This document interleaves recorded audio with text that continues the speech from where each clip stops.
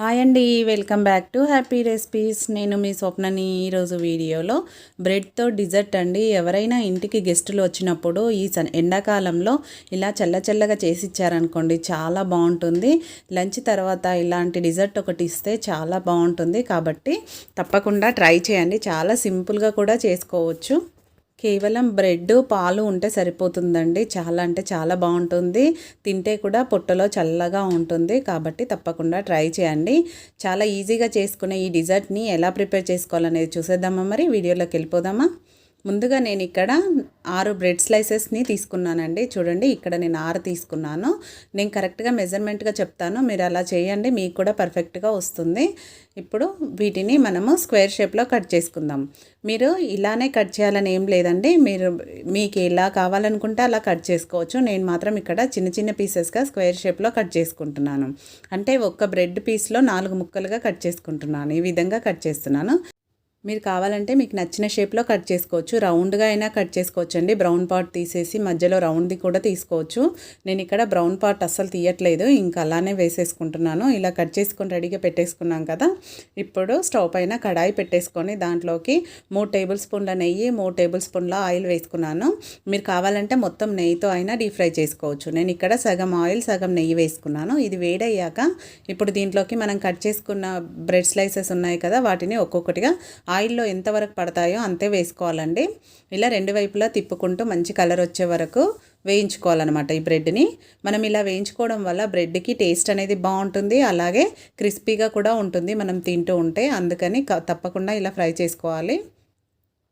చూడండి, ఇప్పుడు మిగతావి కూడా అలానే వేసేసుకొని మంచి కలర్ వచ్చాక తీసేసుకోవాలి. ఇవి ఎక్కువ టైం పట్టదండి, చాలా తొందరగా ఫ్రై అయిపోతాయి. ఇలానే అన్నీ ఫ్రై చేసుకొని పక్కన పెట్టేసుకోవాలి. ఇప్పుడు నెక్స్ట్ స్టవ్ పైన మళ్ళీ ఒక ప్యాన్ పెట్టేసుకొని దాంట్లోకి నేను ఇక్కడ 2 కప్పుల పాలు తీసుకుంటున్నానండి. నేను ఇక్కడ ఫుల్ క్రీమ్ మిల్క్ తీసుకున్నాను. ఫుల్ క్రీమ్ మిల్క్ తీసుకుంటే టేస్ట్ అనేది చాలా బాగుంటుంది. ఎందుకంటే క్రీమీ స్ట్రక్చర్ ఉంటాయి కదా, పాలు క్రీమ్ ఎక్కువగా ఉంటుంది కాబట్టి టేస్ట్ అనేది చాలా బాగుంటుంది. అలాగే 1/2 కప్పు పాలను సపరేట్గా పెట్టేసుకున్నాను. నాకు ఇక్కడ 1/2 లీటర్ పాలు అనేది పర్ఫెక్ట్గా సరిపోయాయి. ఇప్పుడు మనము పక్కన పెట్టుకున్న 1/2 కప్పు పాలు ఉన్నాయి కదా, వాటిలోకి ఇప్పుడు మనము కస్టర్డ్ పౌడర్ని యాడ్ చేసుకోవాలి. మనం తీసుకున్న 1/2 లీటర్ పాలకి కస్టర్డ్ పౌడర్ 2 టేబుల్ స్పూన్లు అనేది పర్ఫెక్ట్గా సరిపోతుందండి. 2 టేబుల్ స్పూన్ కస్టర్డ్ పౌడర్ని వేసుకోవాలి. నేను ఇంట్లోనే తయారు చేశానండి, మీకు ఈ వీడియో పెట్టలేదు. ఈసారి తప్పకుండా వీడియో తీసి పెడతాను కస్టర్డ్ పౌడర్ని ఇంట్లోనే ఎలా ప్రిపేర్ చేసుకోవాలనేది. ఇది ఎక్కడ కూడా ఉండలు లేకుండా నీట్గా కలుపుకోవాలి. చూడండి, ఈ విధంగా కలిపి పక్కన పెట్టేసుకుందాము. ఇప్పుడు నెక్స్ట్ పాలు మరుగుతున్నాయేమో చూద్దాం. చూడండి, పాలు కూడా మరుగుతున్నాయి కదా. 1 నిమిషం పాటు మీడియం ఫ్లేమ్లో మరిగించుకోవాలి పాలను. ఎందుకంటే పాలు మరిగితే ఇంకొంచెం చిక్కబడుతూ ఉంటాయి. సైడ్లో ఉన్న మీగడంతా పాలలోకి కలుపుకుంటూ మరిగించుకోవాలి. ఇలా 1 నిమిషం పాటు మరిగించుకున్నాక ఇప్పుడు నెక్స్ట్ మనము కలిపి పెట్టుకున్న కస్టర్డ్ పౌడర్ పాలు ఉన్నాయి కదా, వాటిని ఇందులో వేసే ముందు ఒకసారి బాగా ఇలా కలిపేసుకోవాలి. కలిపేసుకొని మనం పాలను కలుపుకుంటూ పోసుకోవాలండి. ఈ కస్టర్డ్ పౌడర్ పాలు వేయగానే వెంటనే కలుపుకోవాలి, ఎందుకంటే అవి చిక్కబడుతూ ఉంటుంది కాబట్టి కలుపుకోవాలి. అడుగుకు పడుతుంది, అలాగే ఉండల్లాగా అయ్యే ఛాన్స్ ఉంటుంది కాబట్టి జాగ్రత్తగా పాలల్లో అంతా కలిసేలాగా కలుపుకోవాలి. ఇప్పుడు అది పాలు వేసేటప్పుడు లో ఫ్లేమ్లో పెట్టుకొని వేసుకోవాలి. తర్వాత మళ్ళీ మీడియం ఫ్లేమ్లోకి అడ్జస్ట్ చేసుకుంటూ మీడియం టు లో అడ్జస్ట్ చేసుకుంటూ కలుపుకుంటూ పాలను మరిగించుకోవాలి. అలాగే 1/2 కప్పు పంచదార వేసుకుంటున్నాను. మీరు తినే స్వీట్నెస్ని బట్టి వేసుకోండి. ఎక్కువ స్వీట్ కావాలంటే ఇంకొక టేబుల్ స్పూన్ పంచదారను యాడ్ చేసుకోండి. మీడియం స్వీట్ తినే వాళ్ళకైతే ఇది పర్ఫెక్ట్గా సరిపోతుందండి. ఇప్పుడు పాలను ఒక 2 నిమిషాల పాటు బాగా మరిగించుకోవాలి. ఇలా మరిగించుకుంటూనే దీంట్లో ఒక 1/2 టీ స్పూన్ యాలకుల పొడి, అలాగే ఒక 1/2 టేబుల్ స్పూన్ అంతా డ్రై ఫ్రూట్స్ని కూడా వేసుకోవాలి. ఇవన్నీ వేసుకొని లో ఫ్లేమ్లో పెట్టుకోవాలి. ఇప్పుడు లో ఫ్లేమ్లో పెట్టుకొని సైడ్ అంతా కలుపుకుంటూ మళ్ళీ ఒక 2 నిమిషాల పాటు మరిగించుకోవాలి. మనకు కన్సిస్టెన్సీ అనేది కొంచెం చిక్కబడే వరకు మరిగించుకోవాలండి. 2 నిమిషాలు అయితే సరిపోతుంది. మనం కస్టర్డ్ పౌడర్ పాలు వేసినాక 2 నుంచి 3 నిమిషాల పాటు మరిగించుకుంటే సరిపోతుంది. చూడండి, కన్సిస్టెన్సీ అనేది ఈ విధంగా రావాలి. మనం ఇలా స్పూన్తో ఇలా అంటే థిక్నెస్ అనేది ఈ విధంగా ఉండాలండి. ఇలా వీడియోలో చూపిస్తున్నట్టు ఈ విధంగా ఉండాలి థిక్నెస్. ఇప్పుడు పర్ఫెక్ట్గా వచ్చినట్టు అనమాట.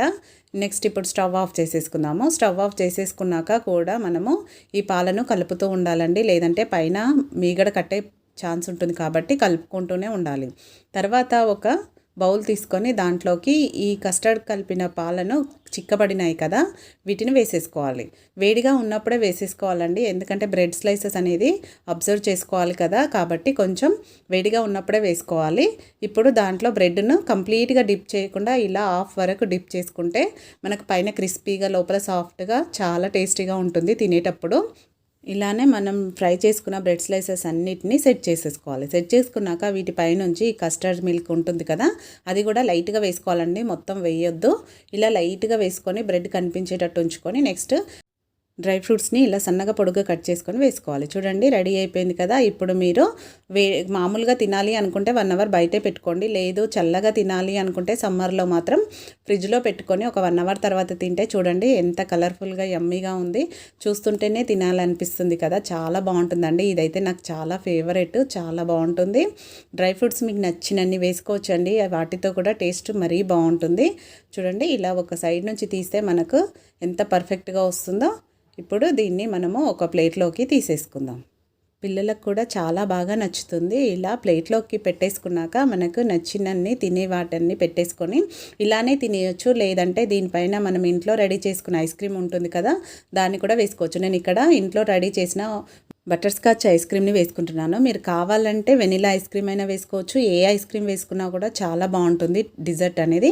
మీరు ఇలా ఒకసారి టేస్ట్ చేశారనుకోండి తప్పకుండా నచ్చుతుంది, కాబట్టి తప్పకుండా ట్రై చేయండి. ట్రై చేశాక మీకు ఎలా కుదిరింది అనేది మీ ఫీడ్బ్యాక్ని పెట్టడం మర్చిపోకండి. అలాగే ఈ వీడియో నచ్చితే మాత్రం ఒక లైక్ చేయండి, మీ ఫ్రెండ్స్ రిలేటివ్స్తో షేర్ చేసుకోండి. మరిన్ని ఇలాంటి టేస్టీ రెసిపీస్ కోసం మన హ్యాపీ రెసిపీస్ ఛానల్ని వెంటనే సబ్స్క్రైబ్ చేసుకోండి. పక్కనే ఉన్న బెల్ బటన్ని కూడా యాక్టివేట్ చేసుకోండి. యాక్టివేట్ చేసుకుంటేనే మేము పెట్టే న్యూ రెసిపీస్ అన్ని నోటిఫికేషన్లో వెంటనే అందుతాయి. Thank you for watching.